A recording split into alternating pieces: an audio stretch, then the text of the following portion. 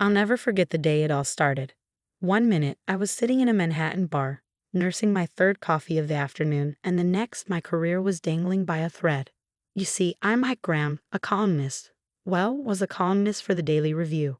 It wasn't a glamorous life, but it paid the bills. Then one evening in walked this guy, half-lit and full of stories.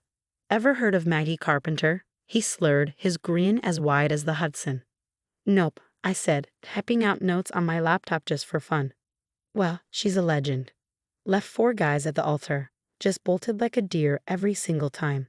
My curiosity piqued. By the time I finished my draft, light on facts, heavy on flair, I painted her as some kind of runaway bride from Harbury Creek, Maryland.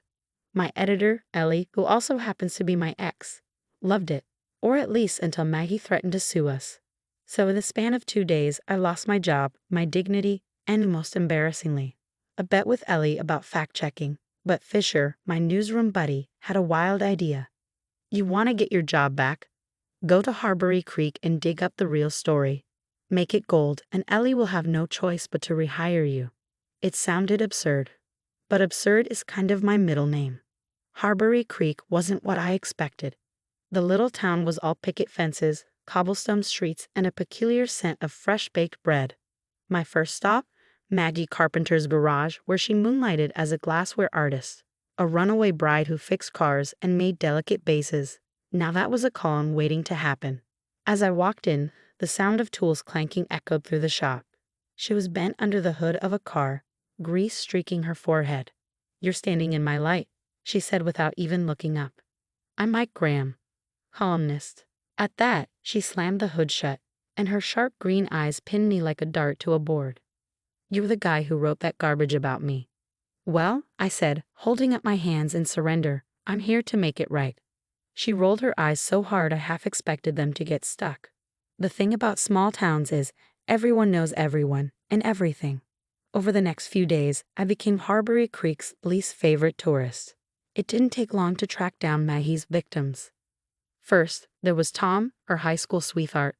She didn't run, he admitted. I kind of suggested we call it off. Then there was Paul, the accountant. He shrugged. I guess I knew she wasn't ready. She just beat me to the punch. Maggie wasn't exactly the runaway monster I painted, but the juiciest bit came from Bob Kelly, her current fiancé, a confident, self-assured high school coach who couldn't stop talking about how different their relationship was. She's matured. This time it's for real, he said with a grin that looked a little too forced. It took a week to get Maggie to sit down for a proper conversation. We met at the local diner, where she jabbed a spoon into her ice cream as I tried to earn her trust.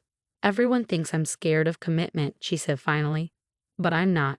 I just know when it's wrong. Isn't it better to walk away than to force something that isn't right? I wasn't sure if she was convincing me or herself. Spending time in Maggie's garage gave me a front row seat to her world.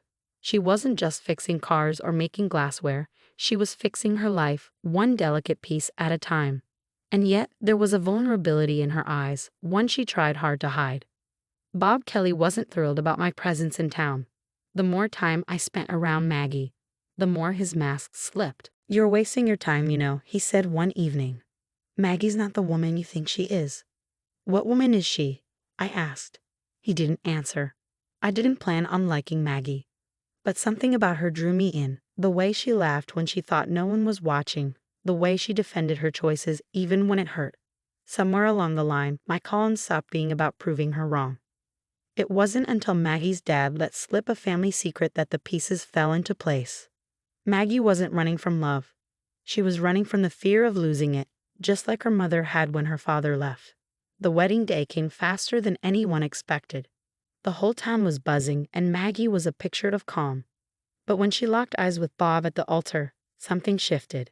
As I sat in the back of the church, notebook in hand, I watched as Maggie made the bravest decision of her life. Not to run, but not to settle either. Later, she found me outside, my car packed and ready to leave. So, she said, arms crossed. What's the headline this time? I smiled. Maggie Carpenter, the woman who chose herself. Good, she said, a small smile playing on her lips. Now get out of my town. And I did, but not before realizing that sometimes The best stories aren't the ones you write. They're the ones you live. Ready to improve your English in a fun and engaging way? Start learning through stories today. Subscribe to Learn with Godson and dive into captivating stories that will help you expand your vocabulary, understand sentence structures, and practice pronunciation. Stories make learning English exciting and memorable. Join us on this journey and watch your language skills grow with each story. The voiceover in this video is given by Learn with Godson. Copying or re-uploading is prohibited.